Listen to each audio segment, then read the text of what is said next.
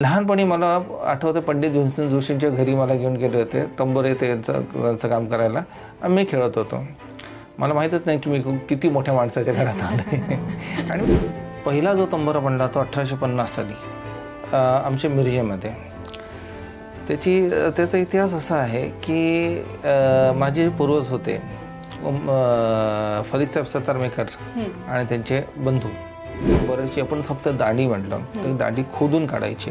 हाताने खोदून काढत बसलो तर एका दिवसात एकच होतं आणि तीच मशीनवर एका तासात 25 होतं.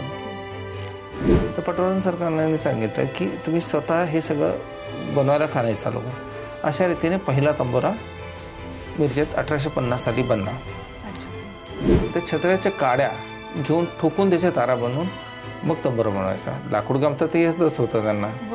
रंगकाम करण्यासाठी मग पानं फुलं ह्याचा रंग वापरून अशा रीतीने तो तंबोरा पहिला झाला होता. लहानपणी मला आठवतं पंडित भीमसेन जोशींच्या घरी मला घेऊन गेले होते तंबोरे त्यांचं काम करायला. आम्ही खेळत होतो. मला माहीतच नाही की मी किती मोठ्या माणसाच्या घरात आले.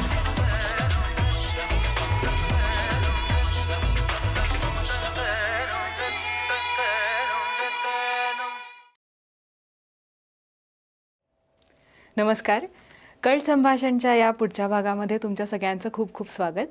आज आपल्याबरोबर गप्पा मारायला आलेत मिरजकर म्युझिकल्सचे साजिदभाई मिरजकर. खरं तर भारतीय शास्त्रीय संगीत परंपरेमध्ये गायक आणि वादकांबरोबर सगळ्यात मोठा आणि मोलाचा वाटा असतो तो वाद्य घडवणाऱ्या कलाकारांचा. आणि या परंपरेमध्ये खूप महत्त्वाचं एक नाव आहे ते म्हणजे मिरजकर म्युझिकल्स यांचं. कारण गेली अनेक शतकं सातत्याने विविध वाद्य ते घडवत आहेत आणि आज या प्रवासाबद्दल आपण त्यांच्याशी गप्पा मारणार आहोत. साजिदभाई, तुमचं आजच्या एपिसोडमध्ये खूप खूप स्वागत. सुरुवातीला मला मिरजकर म्युझिकल्सची गोष्ट ऐकायला आवडेल तुमच्याकडनं. कुठून प्रवास सुरू झाला हा सगळा? मिरजकर म्युझिकल्सची सुरुवात पुण्यात तर तशी 1931 सालात झाली आहे, पण त्याच्या खूप पूर्वी 1850 पासून त्याची सुरुवात आहे. पहिला जो तंबोरा बनला तो 1850 साली आमच्या मिरजेमध्ये. त्याचा इतिहास असा आहे की माझे पूर्वज होते फरीद साहेब सतारमेकर आणि त्यांचे बंधू. हे दोघं विजापूरला राहत होते आणि त्यांचं काम होतं हत्यार बनवण्याचं. आणि मिरजेला एक दर्गा आहे ख्वाजा शमना मीरा. त्याला पटवर्धन सरकार जे होते तिकडचे सांगलीचे राजा ते खूप मानत होते त्या दर्ग्याला. तर त्या दर्ग्याच्या घुमट बनवण्यासाठी त्यांनी बऱ्याच कारागिरांना बोलवलं, तर कोणाचंच काम नाही आवडलं त्यांना. तर त्यांनी ह्यांची खाती ऐकली होती फरीद साहेब सतारमेकर आणि त्यांच्या भावाशी. तर मोदी साहेब सतारमेकर त्यांचं नाव. तर त्या दोघांना त्यांनी बोलवलं आणि त्याचं घुमट करायला लावलं. घुमट बनल्यानंतर त्यांना इतकं आवडलं त्यांचं काम की त्याच्या बदल्यात त्यांनी मिरजेमध्ये खूप सारी जागा दिली आणि मग ते इथं स्थायिक झाले. त्याच वेळेस पटवर्धन सरकार हे खूप रसिक होतं. त्यांच्याकडे लांब लांब कलाकार यायचे गाण्यासाठी, वाद्य वाजवण्यासाठी. पण त्या काळात असं होतं की कुठलाही वाद्य रिपेअर करायचं असेल किंवा बनवायचं असेल तर कलकत्त्याशिवाय पर्याय नव्हता. व त्या काळात ना रेल्वे होती, विमानतळ लांबची गोष्ट, बस ही नाही, काहीच नाही. तर जाण्याचं साधन एकतर घोडा किंवा हत्ती. एक वाद्य रिपेअर करण्यासाठी त्यांना जाऊन यायला 6-6 महिने लागायचे आणि तेही घोड्यावरनं पकडून घेऊन जायचं किंवा हत्तीवरनं. आणि तसंच येताना ते पुन्हा त्याच स्थितीत येईल असं काही नाही. त्यामुळे त्यांना त्रास होता सगळ्या कलाकारांना. आणि आमचे जे फरीद साहेब सतारमेकर होते त्यांना ते स्वतः रसिक असल्यामुळे ते त्यांच्या मैफिलीला थांबायचे जाऊन. आणि ह्यांचं हत्यार बनवायचं काम होतं. तर पटवर्धन सरकारने त्यांना सांगितलं की हत्यार तर तुम्ही बनवता, त्याबरोबर ह्या थोडंसं रिपेअर का नाही करत. तर तसं मग थोडंसं जुजबी रिपेअर करून द्यायचं. किंवा तुटलं फुटलं असेल किंवा भोपळा क्रॅक असेल किंवा काही जर असेल तर ते करून द्यायला सुरुवात झाली. अशा रीतीने मग हळूहळू लढाया कमी होत गेल्या, हत्यारांची गरज कमी लागायला लागली. तर पटवर्धन सरकारने सांगितलं की तुम्ही स्वतः हे सगळं बनवायला का नाही चालू करत. अशा रीतीने पहिला तंबोरा मिरजेत 1850 साली बनला. अच्छा. तिथून सुरुवात झाली. पण तो बनवणं पण एवढी सोपी गोष्ट नव्हती, कारण भोपळे मिळतच नव्हते. बरोबर. भोपळे जे तंतुवाद्याला वापरतात ते विषारी भोपळे आहेत, त्याला जनावरे खात नाही, त्याच्यामुळे त्याची लागवड होतच नव्हती. ते रानात कुठेतरी उगवायचं. तर माझे पूर्वज होते ते पितळी भांडी बनवायचे आणि ते जंगलात घेऊन जायचे. साधू लोकांचं कुटी किंवा आश्रम शोधायचं, त्यांच्याकडे ते भोपळे असायचे, ते पाणी भरायला वापरायचे. बरं. त्यांना तो पितळी भांडा द्यायचा, त्यांच्याकडे भोपळा आणायचा. अच्छा. मग त्याचा तंबोरा बनवायचा. आणि प्लस म्हणजे त्यावेळेस ताराही कमी मिळत नव्हत्या. पण ब्रिटिशांचा अंमल होता, छत्र्या मिळत होत्या. त्या छत्र्याच्या काड्या घेऊन ठोकून त्याच्या तारा बनवून मग तंबोरा बनवायचा. लाकूड काम तर ते येतच होतं त्यांना. बरोबर. रंगकाम करण्यासाठी मग पानं, फुलं ह्याचा रंग वापरून अशा रीतीने तो तंबोरा पहिला झाला होता. अच्छा. 1850 साली. आणि मग तिथून पुण्यापर्यंतचा प्रवास पुढे कसा होता? 1850 सालापासून मग हळूहळू तेच काम चालू झालं. मग त्यांची मुलं झाली, त्यांनी तेच काम चालू केलं. आणि असं रीतीने एक पुढं स्टुडिओज यायला लागले. तर कोल्हापूरमध्ये प्रभात स्टुडिओ हे सुरू झालं होतं. त्यावेळेस मूक चित्रपट असायचे. मूक चित्रपटामध्ये असं असायचं की दोन्हीकडं ज्यावेळेस पिक्चर चालायचं दोन्ही साईडला वाद्य वाजवणारे असायचे. बरोबर. की भीतीदायक काही सीन असेल तर मग भीतीदायक म्युझिक असायचं, प्रेमाचं काय असेल तर मग प्रेमाचं म्युझिक, असं ते कंटिन्यू चालू असायचं. पण ते वाद्य जर खराब झाली त्याच्या वेळेस तर देखरेख करण्यासाठी माझे जे पणजोबा होते उमरसाहेब सतारमेकर आणि त्यांचे भाऊ, त्या दोघांना तिथं कायमस्वरूपी ठेवलं होतं की त्या वाद्यांचं देखरेख करण्यासाठी. मग प्रभात स्टुडिओ जसं तिकडनं पुण्यात आले त्याबरोबर हे दोघंही आले व ते दोघंच वाद्यांची देखरेख करायचे. पण मग तसं हळूहळू मूक चित्रपट बंद होत गेले, दृकश्राव्य सुरू झाले. मग ह्यांचं काम कमी कमी होत गेलं, कारण वाद्य वाजवणारे नसायचे त्यावेळेस. मग आता हे परत जाऊ नये म्हणून त्यांनी इथं पुण्यात दुकान घेतला. तो मिरजकर म्युझिकल्स नावाने आजपर्यंत चालू आहे. अशा रीतीने तो मिरजेपासून आम्ही पुण्यापर्यंत आलो आहे. अच्छा. तुमच्या पणजोबांचा तुम्ही उल्लेख केलात किंवा तुमचे वडील युसुफभाई मिरजकर, तर त्यांचा तुमच्या जडणघडणीवर कसा प्रभाव होता? म्हणजे फक्त तुमचे आजोबा किंवा तुमचे पणजोबा, तुमचे वडील म्हणून नाही, पण सितार मेकर म्हणून त्यांनी तुम्हाला काय शिकवलं? उमरसाहेब सतारमेकर म्हणजे माझ्या पणजोबा खूप लवकर गेले, त्यांचा सहवास मला खूप नाही मिळाला. पण माझे आजोबा आणि माझे वडील ह्यांचा सहवास खूप छान पैकी मिळाला. पैकी आजोबा, आता मी मोठा नातू असल्यामुळं आणि एकमेव नातू असल्यामुळं थोडासा लाडका होतो. कुठेही घेऊन जायचं, तर कुठं जायचं असतं तर मला घेऊन जायचं. लहानपणी मला आठवतं पंडित भीमसेन जोशींच्या घरी मला घेऊन गेले होते तंबोरे त्यांचं काम करायला. मी खेळत होतो. मला माहीतच नाही की मी किती मोठ्या माणसाच्या घरात आले आणि मी खेळतोय तिथं. अशा रीतीने बऱ्याच म्हणजे वसंतराव देशपांडेच्या इथं मला घेऊन गेलेले. जेवढे मोठे कलाकार त्यात तेवढे होते, सगळ्यांकडे मला आजोबा घेऊन गेलेले. फक्त एवढं होतं की मला ते वय नव्हतं की आपण कुठं आलो इथे कळायला.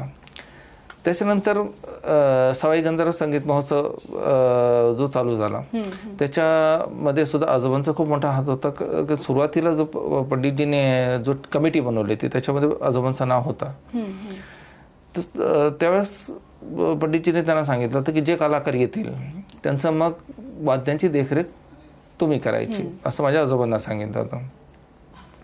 मग आजोबा करत होते, आजोबानंतर बाबा करत होते, बाबानंतर आता मी करतोय. हे पण त्या काळात जे मोठमोठे कलाकार असायचे ते आजोबांबरोबर अरे तोराची भाषा डायरेक्ट, अरे इस्माईल इकडे ये, आणि आजोबा अरे भीमसेन इकडे ये.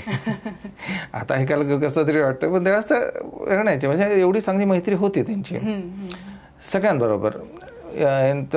संगीतकार राम कदम तिथं रात्री सुद्धा आमच्या घरी यायचे, रात्री अपरात्री सुद्धा घरी यायचे. आज आमचे एवढे चांगले मित्र. आता तो माझा वय तेवढा नव्हता की हे लोक एवढी मोठी आहे कळण्यासाठी. पण जसं जसं मी कॉलेजमध्ये गेलो तसं तसं कळत गेलं का आपण कोणा माणसांना भेटलं. तर आदर वाढत गेला आजोबांबद्दल, की एवढे मोठा लोक आहेत आणि माझ्या आजोबांना अरे तोऱ्याने बोलवतात, त्याचं एवढं मान करतात आणि त्यासाठी गाडी वगैरे पाठवतात आजोबांना घेण्यासाठी. तर आपण किती मोठ्या लोकांच्या घरी जन्माला आलं हे मला कॉलेजमध्ये गेल्यावर तोपर्यंत मला काही माहिती नव्हतं. आणि त्याच्यानंतर बाबांकडे सुद्धा मोठ्या कलाकारांचा राबता खूप होता. उस्ताद शाहीद फिरोज खान साहेब यायचे, पंडिता किशोरी अमणकर, रईस खान साहेब, मग सद सुलतान खान साहेब, ह्या सगळ्यांचा सहवास लाभलेला आहे. त्यापैकी काही लोक तर घरीसुद्धा येऊन राहिलेले आहेत.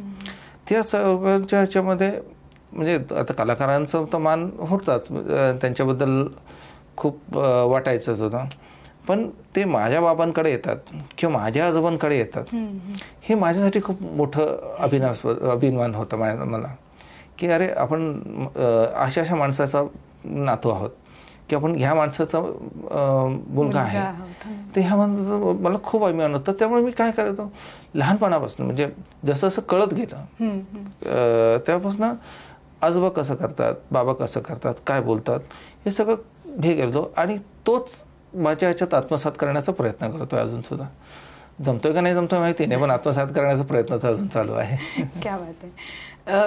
तुमचं लहानपण कसं होतं आणि संगीताचा तुमच्या आयुष्यात कसा प्रवेश झाला? तुम्ही संगीताला आत्मसात कधीपासून करायला लागला? जसं सांगितलं की कॉलेजमध्ये जाईपर्यंत मला काही समज नव्हती याबद्दल. लहान होतो तर मला असं वाटायचं हे काय आपण, म्हणजे माझे आजोबा बाबा हे काय विकतायत किंवा काय काम करतायत, मग आपलं खेळण्यांचं दुकान का नाही. तर माझ्याकडे जर आमच्या वडिलांचं खेळण्यांचं दुकान असतं माझ्याकडे किती खेळण्या असत्या, असं त्यावेळेसचं हे होतं. थोडं पुढं वाटलं त्यावेळेस नवीन नवीन कम्प्युटर आले होते. पण वाटायचं आपण कम्प्युटरचं दुकान असतं तर माझ्या घरी पण कम्प्युटर असतं, हे काय विकतंय आपण, आणि लोक एवढं का बसून हे करतात. तर बरेचसे 4 तारा वाजतायत, म्हणजे त्याच्यात काय लोकांना मिळतं हे अजिबात कळत नव्हतं. म्हणजे तेवढी खरंच मला अक्कल नव्हती. आणि कॉलेजमध्ये गेलो, मग बाबांनी मला उस्ताद शाहीद फिरोज खान साहेबांकडे सतार शिकायला पाठवलं.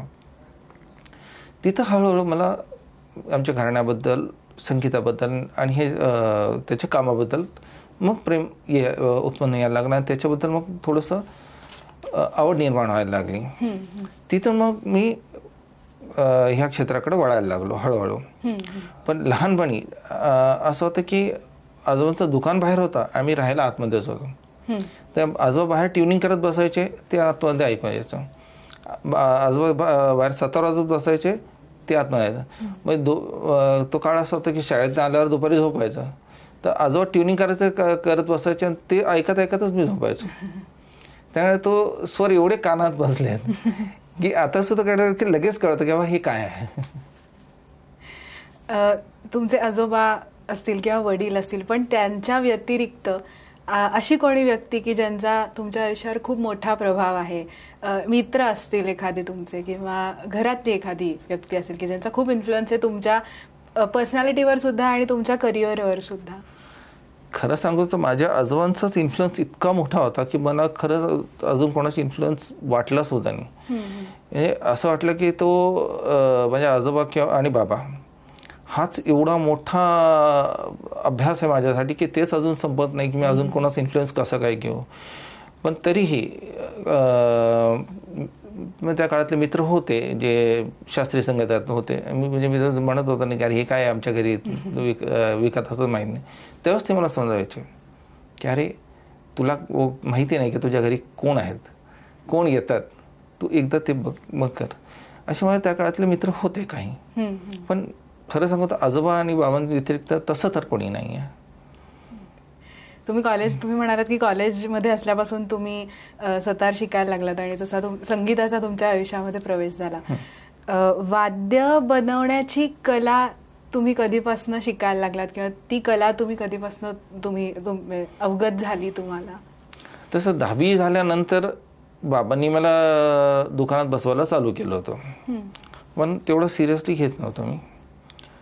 पण मग असं व्हायचं की एखादा कारागीर नाही आला आणि त्याचं गिऱ्हाईक आहे आणि लगेच तर द्यायचं, करायचं काय. मग मीच बसायचो, पाहत तर होतो कोण काय करतोय, कोण कसं करतोय, कोण करतोय. मग जसं जमतंय तसं करायला लागलो. जसं करायला लागलो तर काही गिऱ्हाईकांना आवडायला लागलं ते, की नाही हे बरोबर आहे, हे असंच आहे. मग जसं मला कॉन्फिडन्स वाटलं की आता मला जमतंय, मग तिथून सुरू झालं पण ते प्रवास. फक्त एवढंच आहे की कॉलेजमध्ये तेवढं लक्ष देत नव्हतं, कॉलेज संपल्यानंतर पूर्ण वेळ दिला. सो तुम्ही जे निरीक्षण करत होतात त्याचं कुठेतरी नोटीस होत होतं आतमध्ये आणि त्याच्यामधून तुम्ही शिकत होतात आपसूक. आणि आपसूक शिकत होतो. पण 10वी नंतर आवड तर नव्हतीच. पण आता त्यावेळेस मोबाईलही नव्हते, बाकी म्हणजे काहीच नव्हतं. त्यामुळे दुकानात बसायचं तर का ते मग निरीक्षण करत बसायचं काय चाललंय, ते निरीक्षण करता करता मग शिकत गेलो हळूहळू. पण मग तुमचं स्वप्न काय होतं? कारण प्रत्येकाचं एक काहीतरी स्वप्न असतं की मला मोठेपणी हे व्हायचं, किंवा कॉलेजमध्ये गेल्यावर आपलं एक ठरलेलं असतं की हा मला हे बनायचंय. तर तुमचं मग काय होतं की मला हे करायचंय आयुष्यात? तसं शाळेत असताना तर मला सायकॅट्रिस्ट व्हायचं होतं, का आता आठवत नाही. पण व्हायचं होतं. आणि जसं कॉलेजमध्ये गेलो तर एकच डोक्यात होतं की एक सक्सेसफुल बिझनेसमॅन व्हायचं. कलाकार किंवा कारागीर हे डोक्यात नव्हतं. ओके. बिझनेस करायचं, मोठा बिझनेस करायचं, असं करायचं हेच डोक्यात होतं. पण मग तो मोमेंट कधी होता तुमच्यासाठी की तुम्ही ठरवलं की आपल्याला हे करायचं, हे आपल्याला आवडतं आणि हे करायचं? खरं सांगू तर बाबा जाईपर्यंत, म्हणजे माझे बाबा 2011 साली गेले, तोपर्यंत मी ह्याला एक बिझनेस म्हणून जास्ती बघत होतो. लोक होते माझ्याकडे कामाला, त्यांच्याकडनं करून घ्यायचं आणि बिझनेस एक धंदा, वाद्यांचा बिझनेस या दृष्टीनेच पाहत होतो, कला म्हणून नाही. 2011 साली बाबा गेल्यानंतर मग ज्यावेळेस अरे सतार पण आहे, तंबोरा आहे, कारण बाबा करत होते. आणि खरं सांगू तर मी गाफील होतो की बाबा आहेत आणि बाबा माझे जाऊ शकतात हेच माझ्या धानीमनी नव्हतं की असं काही होऊ शकतं माझ्या आयुष्यात. मला वाटायचं की माझ्या अंतापर्यंत ते असणारच आणि तेच करतील, तेव्हा मला लक्ष देण्याची गरज नाही असं डोक्यात. आणि ते अचानक गेल्यामुळं मग ते सतार तंबोरे वगैरे. तर बाबांचे काही मित्र आहेत, त्यांनी मला सतार दिली की म्हणे याची ज्वारी काढायची. मी घाबरलो होतो. मला वाटतं की हे कसं करायचं माहीत तर नाही. ते म्हणतं काका मला माहीत नाही कसं करतात. ते म्हटलं मलाही माहीत नाही कसं करतात. म्हटलं मग मी काय करू? ते मला नाही माहिती, तू करायचं एवढं माहिती. पुन्हाच बाबा करताना निरीक्षण करत होतो, तर ठीक आहे त्या पद्धतीने करूया आपण. त्या पद्धतीने करत गेलो आणि संध्याकाळी त्यांना बोलवलं. संध्याकाळी बोलवल्यानंतर त्यांनी वाजवलं, अरे साजिद किती छान ज्वारी केली. मला आधी वाटलं ते काहीतरी खोटं बोलताय तुगाच, मला ते पहिल्यांदा करणारा माणूस एवढा छान करूच शकत नाही. म्हणजे असं कसं म्हणता येतं. आणि संध्याकाळी त्यांनी ती खरंच वाजवली ती सतार आणि तो खरंच छान होता. मला म्हटलं अरे साजिद तू किती छान केलं तुला माहिती आहे? म्हणलं नाही काका मला नाही कळत आहे, पण तुम्ही मला बाबांनी जसं करा तेच तर करायचं. म्हणलं तुला वेगळं काय करायचं आहे? ते मग त्यांनी मला सांगितलं की हे बघ तुझ्या ते जीन्समध्ये आहे, तुला फक्त बाहेर काढायचं आहे. तो मोमेंट होता की मी तिथून मग ही कला म्हणून जास्ती पाहत गेलो. मग तिथून बऱ्याचशा गोष्टी डेव्हलपमेंट केल्या, नवीन नवीन गोष्टी बनवल्या सुद्धा आणि खूप सारे एक्सपेरिमेंट्स पण केले आपण त्याच्यानंतर. एखादा चांगला वाद्य निर्माता होण्यासाठी एखाद्या व्यक्तीमध्ये गरजेची असलेली स्किल्स कुठली, किंवा त्याच्या पर्सनॅलिटीमध्ये काही ट्रेट्स असतात, तर ते कुठले ट्रेट्स महत्त्वाचे असतात की ज्यामुळे एखादी व्यक्ती चांगला वाद्य निर्माता होऊ शकते? सगळ्यात आधी तर स्वरज्ञान तर पाहिजेच, तो 100%, त्याच्याशिवाय पर्यायच नाही आहे.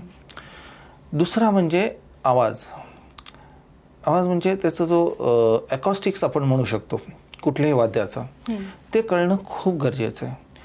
म्हणजे जसं आता 2 तंबोरे आहेत, तर 2 तंबोरे एकसारखे बोलतील का नाही, ते वेगळे बोलतात, कारण लाकूड वेगळं आहे.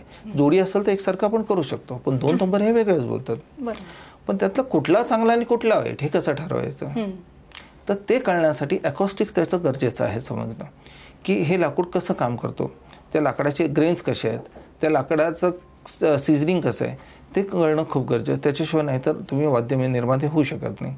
नाहीतर एक फर्निचर बनवणारा कारागीर जो माणूस असतो आणि आमच्यामध्ये तसं काही फरक नाही आहे. पण आमचा मेन जो आहे एकॉस्टिक्स, तो जो कळणं आहे त्यामुळे आम्ही कारागीर म्हणतो. म्हणजे वाद्य निर्माता होण्यासाठी संगीताचं ज्ञान असणं सुद्धा तेवढंच गरजेचं आहे. संगीताचं ज्ञान आहे, एकॉस्टिक्स आहे, या दोन गोष्टी वाद्य निर्मात्यासाठी आहेत. कलाकारासाठी संगीत आहे, आमचा फक्त त्याच्या एक स्टेप पुढे एकॉस्टिक्स. की जसं सतार आता रिपेअरला आली, त्यांना ज्वारी करायची, तर त्यांचा हात कसा आहे, त्यांचे स्ट्रोक्स कसे आहेत, त्यांना कशी ज्वारी पाहिजे, खुली पाहिजे, बंद पाहिजे, किती त्यांचे स्ट्रोक्स हार्ड आहेत, त्याच्यानुसार मग त्यांना ज्वारी करून द्यायचे. मग तो प्रत्येक कलाकाराचे वेगवेगळे असू शकतात. कारण दोन माणसाचे हात एकसारखे नसू शकतात. एकच सतार जर दोन माणसाच्या हातात दिली तर वेगवेगळे बोलते. तर तसं त्या सतारीला त्या हातात कशी सुटे त्याप्रमाणे काम करून द्यावं लागतं. तर ते कळणं गरजेचं आहे, तरच तुम्ही एक चांगला कारागीर होऊ शकता.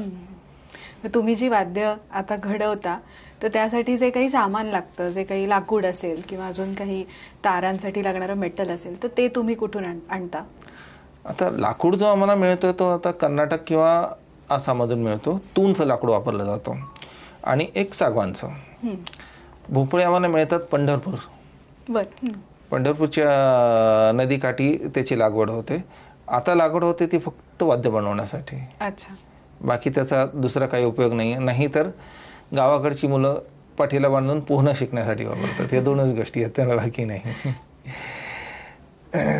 तिथून मग भोपळे येतात. तारा तर आता काय रेडीमेड मिळायला लागलेत. तारांचं मुंबई आहे, कलकत्ता आहे, म्हणजे तारा जर्मनीवर नाही येतात. तारांचा आता प्रॉब्लेम नाही आहे. पण पूर्वी तारा मिळतच नव्हता. जसं मी तुम्हाला सांगितलं की छत्रीच्या काड्या ठोकून मग त्याचे तारा बनवत होतं. पण त्याच्या आधी काय, तर त्याच्या आधी तात वापरायचे. पूर्वी जे तंबोरे बनायचे, जसं आता मी सांगितलं की तारांचा जो हे निघाला तो साधारण 400 वर्षापूर्वीचा मिळालेला मेटलच्या तारा. मग त्याच्या आधी काहीच नव्हतं. मग त्याच्या आधी वाद्य कसं असायचे, तर ताती वापरायच्या. त्या तात म्हणजे तंबोरे तातचे असायचे, सतारी तातचे असायचे. तर तसं तो अवघड होता काळ, पण आता तसं सोपं आहे. आणि एखादं वाद्य बनवायला साधारण किती वेळ लागतो? प्रत्येक वाद्याला वाद्य बनवण्यासाठी लागणारा वेळ हा वेगवेगळा असेल, पण साधारण आपण एखादा तंबोरा जर पकडला तर साधारण 1 ते 1.5 महिना लागतो. आणि सतार जर पकडला तर साधारण 1.5 ते 2 महिने. ह्याच्यामध्ये बनवायला लागणारा काळ जास्ती नाही आहे, पण त्याला तो सीझनिंग करावा लागतो. म्हणजे प्रत्येक गोष्ट जोडून ठेवावी लागते, त्याला खूप वेळ द्यावा लागतो. जसं भोपळा जो आहे, भोपळा आता वाळलेला भोपळा असेल तर त्याला कट करून पाणी बनवून 1 रात्र ठेवायचं. मग दुसऱ्या दिवशी तो काढायचा, पुन्हा त्याला गळा जोडायचा, पुन्हा तो ठेवायचा, पुन्हा तो वाळल्यानंतर मग दांडी जोडायची, मग ते वाळण्यासाठी. हा जो वेळ आहे ना तो खूप जातो. तुम्ही आता वाद्य बनवण्याबद्दल सांगताय, तर घराण्यानुसार प्रत्येक घराण्यानुसार गाण्याची पद्धत बदलते. तर तशीच वाद्य बनवण्याची पण पद्धत बदलते घराण्यानुसार? वाद्य बनवण्याची पद्धत घराण्यानुसार नाही आहे, पण कारागीरनुसार बदलते एवढे नक्की. कारण प्रत्येकाचा अभ्यास वेगळा आहे, बरोबर, प्रत्येकाचा हात वेगळा आहे, प्रत्येकाची जडणघडण वेगळी आहे. तर त्यानुसार प्रत्येकाची वाद्य हे वेगळे आहेत. आता आमचे वाद्य आहे ते काही लोक आहेत जे त्यांना आवडतात, दुसरे हे कारागीर आहेत त्यांना अजून आहे त्याचे. तर तसं वेगवेगळ्या कारागिरांचे काम वेगळं असू शकतं, पण घराण्याचं त्याच्यात काही नाही आहे. म्हणजे एक तंबोरा बनवला तर कुठल्याही घराण्याला चालू शकतो. राईट. सुरुवातीला तुम्ही फक्त भारतीय शास्त्रीय संगीतात लागणारी वाद्य बनवत होतात, आता तुम्ही वेस्टर्न इन्स्ट्रुमेंट सुद्धा बनवता? नाही, वेस्टर्न इन्स्ट्रुमेंट आपण बनवत नाही. वेस्टर्न इन्स्ट्रुमेंट सगळे बाहेर नाही येतात. अच्छा. आणि पूर्वी आम्ही फक्त थोडीशी गिटार विकायचो. 2007 साली मी बंद केलं होतं की बाबांनाही सांगितलं आणि सगळ्यांना सांगितलं की नाही, याच्यापुढे आपण वेस्टर्न विकायचं नाही, आपण फक्त शास्त्रीय संगीत विकायचं. तो लोकांनी मला खूप वेळात काढलं होतं त्यावेळेस की अरे वेस्टर्नचा जमाना आहे, गिटार चांगले विकले जातात, बोंगो चांगले विकले जातात, ड्रमसेट विकला जातो, तू कुठं ते शास्त्रीय संगीताचं घेऊन बसलाय, तू कधी ते सतार विकणार आहे, कधी तंबोरा विकणार आहे. म्हटलं नाही, मला कमी विकलं तरी चालेल पण मी तेच विकणार. त्याला कारण हे होतं की तोच मी गिटार विकायला जो वेळ देतोय किंवा ड्रमसेट किंवा हे विकायला जो वेळ देतोय तो वेळ मी शास्त्रीय संगीताकडं जास्ती द्यावा, अजून मला त्याच्याकडनं अजून काय चांगलं करता येईल. आणि इतकं छान तो डिसिजन होता. लोकांनी मला तो त्यावेळेस खरंच वेड्यात काढलं होतं की तू का करतोय, पण तो इतकं चांगला डिसिजन होता की खूप चांगल्या चांगल्या गोष्टी निर्माण होत गेल्या त्यातनं. हार्मोनियमचं बरंच बदल केले, त्याचे साईजेस आपण छोटे केले कलाकाराप्रमाणे. मग सतारी थोड्याशा छोट्या करू शकलो, छोट्या म्हणजे ट्रॅव्हलिंग साठी, ज्यांना रेग्युलर ट्रॅव्हलिंग करायचं असतो त्याप्रमाणे आपण बरेचसे बदल केले. तंबोऱ्यांमध्ये तसं केलं तर खूप फरक होत गेला. पण 2018 शास्त्रीय संगीताच फक्त होतं. मग 2018 साली म्हणजे तसं नंतर डिमांड कमी होत गेला म्हणण्यावरचे की पुण्यातला डिमांड होताच, पण त्यावेळेस कसं होतं की आजूबाजूचे खेडेगावाचे लोक खूप यायचे, भजनी मंडळी पेट्यांसाठी, तबलासाठी, पखवाजसाठी खूप यायचे, खूप. म्हणजे असं ते एक वेळ अशी होती की श्रावण आला की आम्ही वैतागो, सर किती पेट्या आता येतात रिपेअर करायला. आणि सकाळी 8 वाजता सुरू करायचं काम, रात्री 12-12पर्यंत काम चालू असायचं, इतकं काम असायचं. आणि नंतर ते हळूहळू भजनी मंडळी कमी होत गेले, गावाकडचे भजन कमी होत गेले, देवळात भजन व्हायची त्यावेळेस रोज संध्याकाळी, ते कमी होत गेले, तर लोक यायची बंद झाली. तर मग हळूहळू मी वेस्टर्नकडे पुन्हा वळलो. तर 2018 साली वेस्टर्न केलं, पण मला अजूनही जर माझी आवड सांगितली, मला वेस्टर्न अजिबात नाही आवडत. विकतोय खरं. दोन्ही वाद्य निर्मितीच्या प्रोसेसमध्ये काय फरक असतो सांगू शकाल? दोन्ही वाद्य निर्मितीमध्ये जसं शास्त्रीय संगीताचं की प्रत्येक वाद्याचा एकॉस्टिक्स हा बघितला जातो आणि प्रत्येक वाद्याचा एकॉस्टिक्स हा वेगळा असू शकतो. तसं गिटार बनवण्या जी प्रोसेस आहे ती सगळी मशीन मेड आहे. की एकदा असा शेप बनला आणि असं झालं तो तसाच आहे, त्याचं काही चेक केलं जात नाही, काही नाही. त्यामुळे तुम्ही गिटार जर बघितले तर त्याला असं काय खूप फरक नसतो. एखाद्या कंपनीचे तुम्ही 10 गिटार घेतले तर ते 10 मध्ये असं काय खूप वेगवेगळा फरक येते, कारण एकसारखा प्लायवूड, एकसारखं साचे, एकसारखे तारा आणि सगळं मशीन मेड. त्यामुळे त्याच्यात असं काय वेगळं जास्ती करावं नाही लागत. जर तुमच्याकडे मशिनरी चांगल्या असल्या तर तुम्हाला वेगळं काही नाही करावं लागत. पण शास्त्रीय संगीताची वाद्य अजूनही अशी आहेत की ते हातानेच करावं लागतात, त्याला अजूनही मशीन नाही. एखादं वाद्य चांगल्या प्रकारे घडलं आहे की नाही हे कळण्यासाठीचे काही पॅरामीटर्स असतात, म्हणजे वादकाने ते वाद्य वाजवण्याआधी कळतील असे काही पॅरामीटर्स असतात? ॲक्च्युली तसं पॅरामीटर्स नाहीच आहेत. आणि माझ्या मते, माझ्या स्वतः मते की जगातला असं कोणच नाही आहे जो ठरवून बनवू शकतो की मी चांगलाच वाद्य बनवेन. वाद्य बनवताना असं होतं की खूप चांगलं वाद्य बनवणार आहे तो नाही वाजत, आणि कधी कधी असंच बनवताना तो चांगला वाजायला लागतो. त्यामुळे हे सगळं खरं सांगू तर देवाच्या इच्छेवर आहे की त्याने एखाद्याला वरदान दिला की तो साधा इन्स्ट्रुमेंट असेल, एकदम साधा, तोही चांगला वाजायला लागतो. आणि एखादा खूप चांगला बनवला आहे, खूप चांगली सीझन डाकोड बनवलं आहे, त्याला खूप वेळ घेतला, कधी कधी नाही बोलत, त्याला कारण काही नाही. का नाही बोलत तर नाही बोलत, द्याच चालू, काय नाही, त्याला कारण काही नाही आहे. पण ठरवून होत नाही एवढं नक्की आहे. घडवावं लागतं, घडून यावं लागतं, आपण आपोआप घडवतो तो. ते सगळं देवाच्या हातात आहे.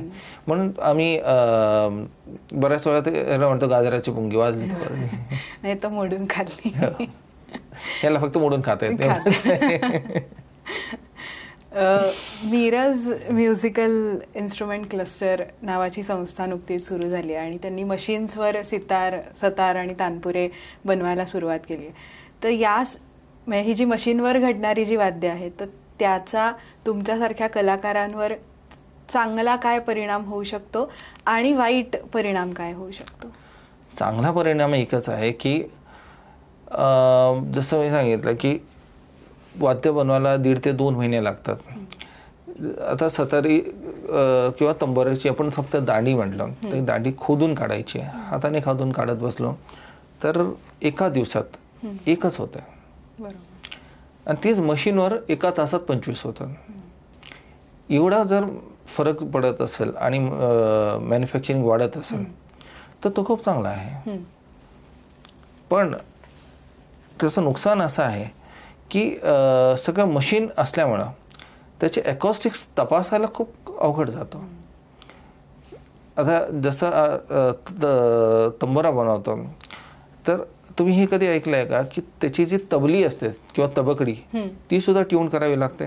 बऱ्याच जणांना माहिती नसेल, त्यांना हे असतं की तंबोरा तयार झाल्यावर ट्यून करायचं, पण नाही, तबली सुद्धा ट्यून करावी लागते. आता तबली ट्यून कशी करायची तर त्याला खोदायची, मारायचं आणि ज्या स्वराचं बनायचं आहे त्याचा तीव्र मध्यमात ती तबकडी बनवावी लागते, ट्यून करावी लागते. जोपर्यंत ते तीव्र म मध्ये येत नाही तोपर्यंत ते खोदत बसायचं. मशीनमध्ये कसं करणार आपण? बरोबर. आणि लाकडाचे जे ग्रेन्स आहेत तो एकसारखे कधीच नसतात. वेस्टर्न इन्स्ट्रुमेंट एकसारखे वाजण्यामागचं कारण काय आहे की ते प्लायवूड आहेत. बरोबर. मॅक्सिमम प्लायवूड आहेत. मी हँडमेड गिटार्स बद्दल बोलत नाही. हँडमेड गिटार्स जे येतात ते खूप महाग आहेत. जे नॉर्मल मिळतात ते सगळे प्लायवूड आहेत, त्याच्यामुळे ते सगळे एकसारखे बोलतात. पण शास्त्रीय संगीताचे जे वाद्य आहेत की लाकूड जर घेतलं तर प्रत्येकाचं ग्रेन्स वेगळं आहे, गाठी वेगळ्या आहेत, त्याची सिझनिंग वेगळे आहेत. म्हणजे एक लाकूड जर असेल 10 वर्षापूर्वीचं, एक 15 वर्षापूर्वीचं असेल तर दोन्हीमध्ये एकसारखं कसं करणार तुम्ही? त्यामुळे त्याचं हाताचं काम गरजेचं आहेच, ते पूर्ण क्लस्टरवर नाही होऊ शकत. तुम्हाला स्वतःला पर्सनली कुठलं वाद्य वाजवायला आवडतं आणि बनवायला आवडतं? मला खरं तर सतारच आवडतं. म्हणजे पहिला वाद्य जर मी हातात कुठलं घेतलं असेल तर ते सतार आहे लहानपणी. आणि बाबांनी मला पाठवलं होतं उस्ताद शाहीद पुरस्कार सामंतकडं, त्यामुळे वाजवायला तीच आवडते, बनवायला तीच आवडतं आणि खरं सांगतो विकायलाही तीच आवडते. पण त्याच्यापेक्षा जास्ती म्हणजे आवड म्हणून नाही, पण तंबोरा जो आहे तो ज्यादा गूढ आहे सतारीपेक्षा.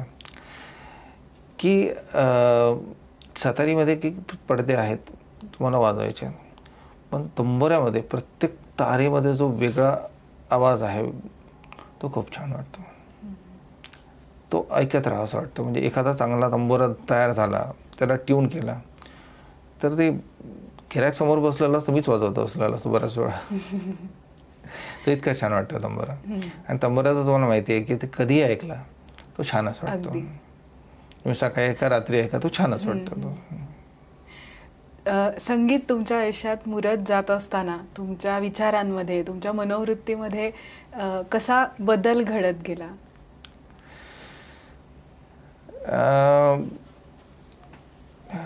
कॉलेजमध्ये असताना खूप वेस्टर्न साईड कल्चरकडे जास्ती होतं. सत्या वयात असतातच सगळेजण, मग जीन्स टी शर्ट हे आणि तेच खूप होतं.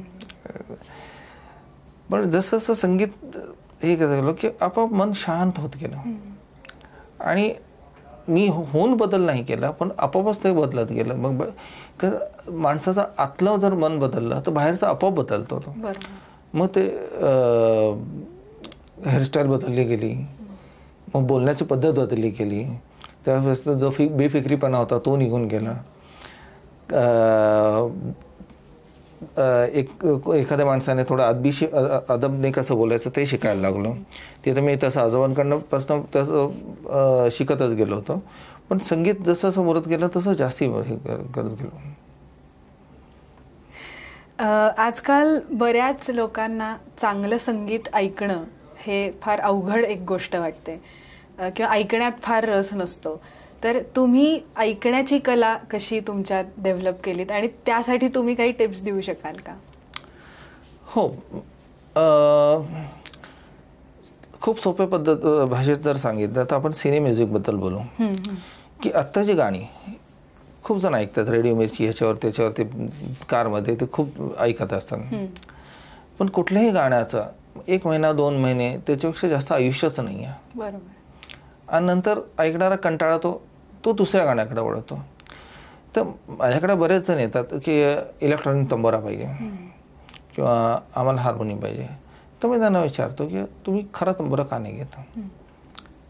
नाही मग ते इलेक्ट्रॉनिक तंबोरा तर मिळतं ना आम्हाला ते स्वर, मग आम्ही त्याच्यात कशा.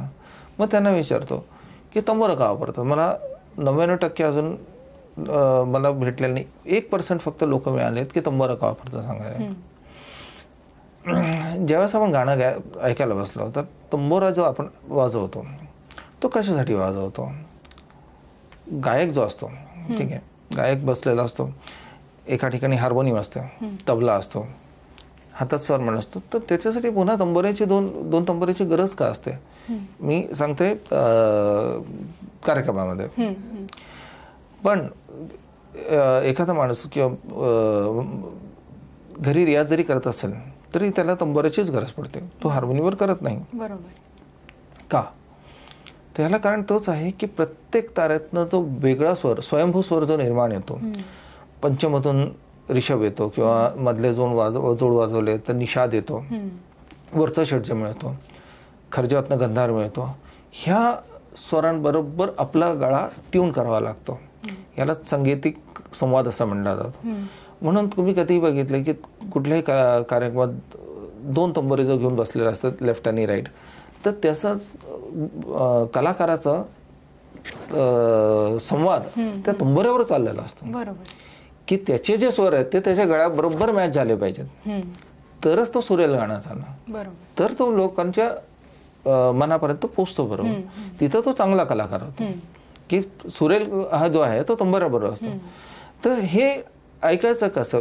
जसं मी सांगितलं की आत्ताची गाणी आपण खूप कमी ऐकतो, म्हणजे आयुष्य कमी असतो, पण पूर्वीची गाणी अजून सुद्धा ऐकतो. का. तर ते राग संगीतावर आधारित. बरोबर. दुसरं, शास्त्रीय संगीत जो आहे की त्याला खरं सांगू तर बेस नाही आहे. बेस नाही म्हणजे आता म्हणजे म्हणतात की 440 मध्ये ट्युनिंग पाहिजे किंवा तंबोरा पाहिजे तर काळी 1चा पाहिजे. पण काळी 1, काळी 2, काळी 4, काळी 5 हे स्वर आले कधी. तर हार्मोनियम भारतात आल्यानंतर. हार्मोनियम भारतात येऊन 100 वर्ष आले. पुन्हा जर आपण विचार केला की शास्त्रीय संगीताला, भारतीय शास्त्रीय संगीताला जर इतिहास जर बघितला तर 6000 वर्षापूर्वीचा आहे. मग 5900 वर्ष स्वरांची नाव कशी होती. पेटी नव्हतीच ना. मग काळी 1, काळी 2 तर कसे काय करायचे. तर खरं सांगतो त्यावेळेस स्वरांची नावं नव्हतीच. आता एखादा माझ्याकडे 2 मैत्रिणी येतात किंवा 2 मित्र येतात, त्यांना जर विचारलं तुमचे स्वर कुठले आहेत तर दोघंही म्हणतात, जेंट्स म्हणतात आमचे दोघांचे पांढरी 2 आहेत, लेडीज म्हणतात आमचे काळी 5 आहेत. मग त्यांना विचारतो अरे तुमचा आवाज तर वेगळा आहे, मग स्वर एक कसा काय. त्यांनाही माहिती नसतो. पण त्यांचा आवाज एक नाही आहे, त्यांनी तो आणलेला असतो काळी 5 मध्ये. त्यांचा जर नॅचरल जो आवाज आहे ना तो वेगळाच आहे.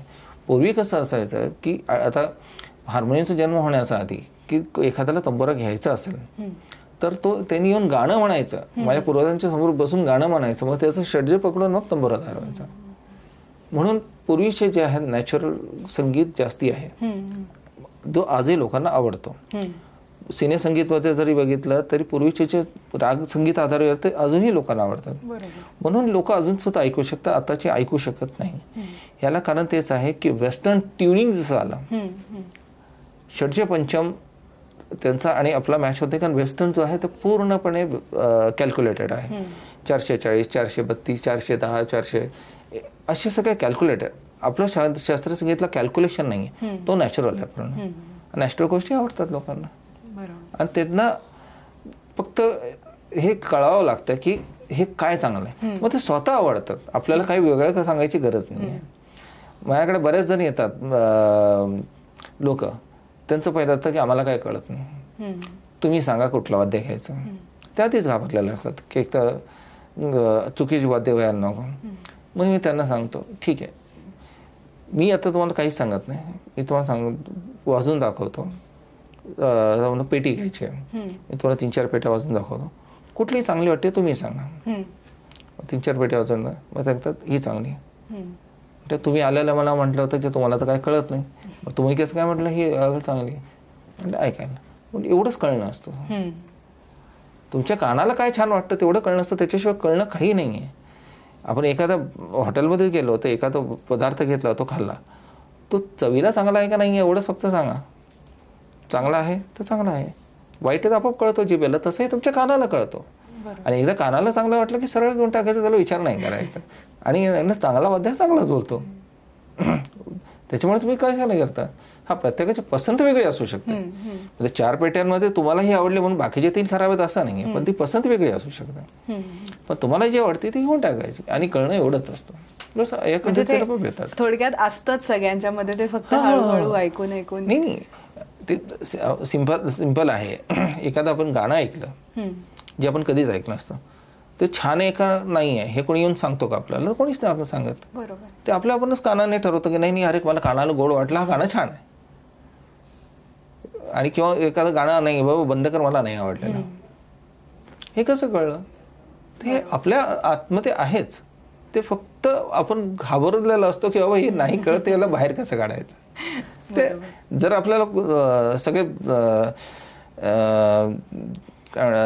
इंद्रियांना सुट्ट केलं, शांत केलं, ते आपोआप कळतं. त्याला वेगळं काही करायची गरज नाही. बरोबर. पुढच्या 15-20 वर्षांनंतर शास्त्रीय संगीताची कला आणि वाद्य घडवण्याची कला ही कशी असेल असं तुम्हाला वाटतं?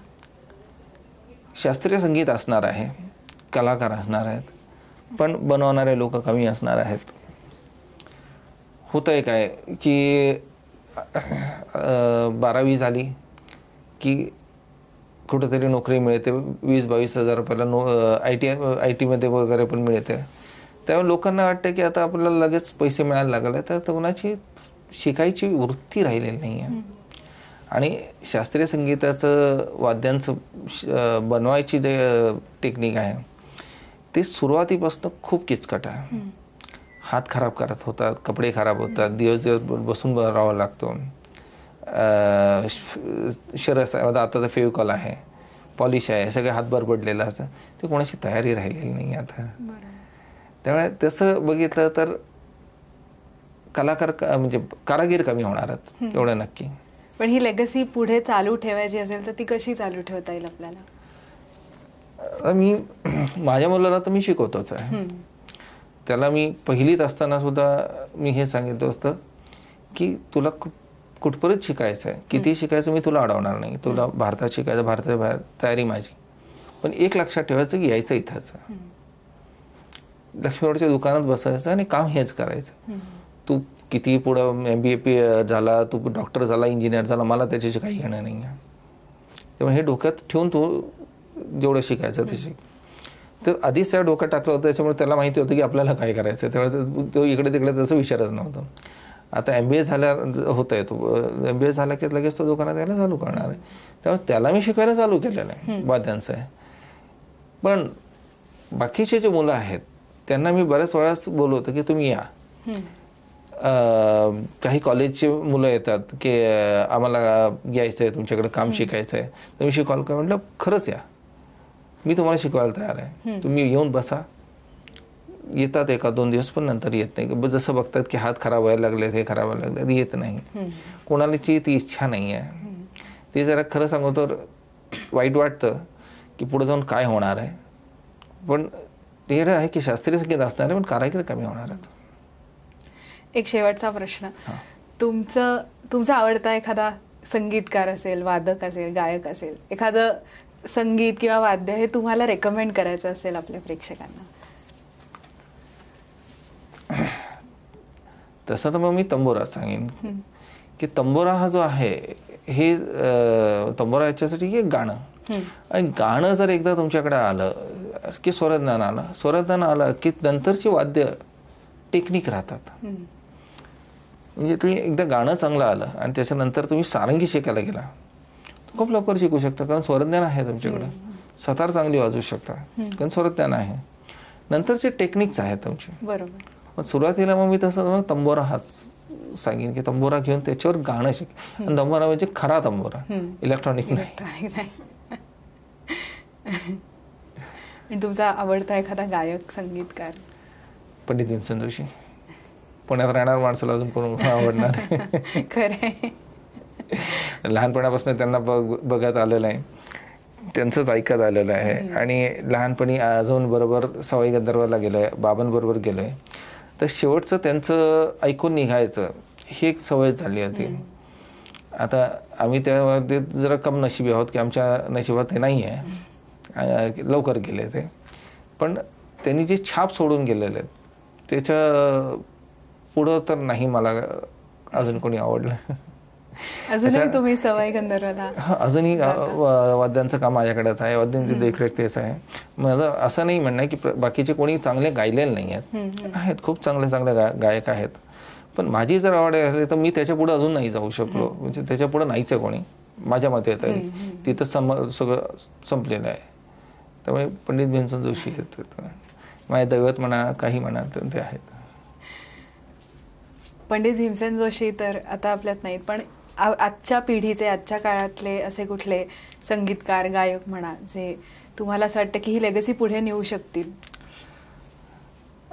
तसे तर बरेच आहेत, पण मी 2-3 नावच फक्त सांगू शकतो जे मला आवडतात, ज्यांचं मी ऐकतो. जसं पंडित व्यंकटेश कुमार आहेत, विनायक तोरबी आहेत, जयतीर मेवंडी जे आहेत, हे लेगसी पुढे नेतच आहेत.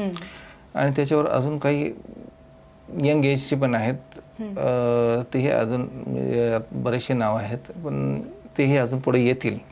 अजून त्यांची नाव तेवढी मोठी नाही आहेत, पण हे ते काही नावं आहेत जे ते लेगसी पुढे आणताच.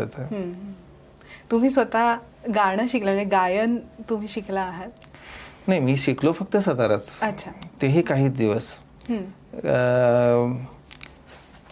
सोडण्यामागचं कारण तेच होतं की आपण काय शिकतोय, कोणाकडे शिकतोय तेवढी अक्कल नव्हती. आणि नंतर जेवढं कळायला लागलं तेवढंच वेळ नाही मिळाला, खरं सांगू तर. आता सुद्धा मला लोक म्हणतात की आता सुद्धा वेळ नाही गेलेली, आता का शिकत नाही तू? पण आता वेळ एवढ्यासाठी नाही मिळत कारण दिवसभर दुकान वेगवेगळं काम करण्यासाठी जातो, दुकान सोडून जाऊ शकत नाही. हा, हे आहे की माझा मुलगा जसा यायला लागेल तसं मी पुन्हा शिकायला चालू करणार आहे, गाणं तरी किंवा सतार तरी. गाणं शिकायला मी एकांना विचारलं होतं, पण त्याने म्हटलं की 40 नंतर आवाज तेवढा सेट होत नाही. म्हटलं ठीक आहे ना, मला कुठे हे करायचं नाही आहे, पण मला तुम्ही शिकवा, माझ्यापुरतं जरी गाणं आलं तरी. म्हणलं तर पण आता 2-3 महिने मी अजून थांबणार आहे. एकदा मुलगा आला की तो बघायला लागला की मग मला थोडाच वेळ मिळेल हे शिकण्यासाठी, पुन्हा शिकणार आहे. आय होप तुमचं गाणं किंवा तुमची सतार आम्हाला नक्की कधीतरी ऐकायला मिळेल. नाही, तुम्हाला ऐकण्यापुरती वाजवीन का नाही काय मला माहिती नाही, पण शिकणार एवढं नाही. साजिदभाई, तुम्ही आज आलात, आमच्याबरोबर गप्पा मारल्यात छान, त्यासाठी अगदी मनापासून तुम्हाला थँक्यू. मला बोलावल्याबद्दल तुमचा धन्यवाद. आजचा एपिसोड तुम्हाला कसा वाटला हे आम्हाला कमेंट करून नक्की सांगा. हा एपिसोड तुमच्या मित्रमैत्रिणींबरोबर शेअर करा आणि संभाषा फाउंडेशनच्या यूट्यूब चॅनलला नक्की सबस्क्राईब करा. आम्ही फेसबुक आणि इंस्टाग्रामवर सुद्धा उपलब्ध आहोत, तिथेही आम्हाला नक्की फॉलो करा.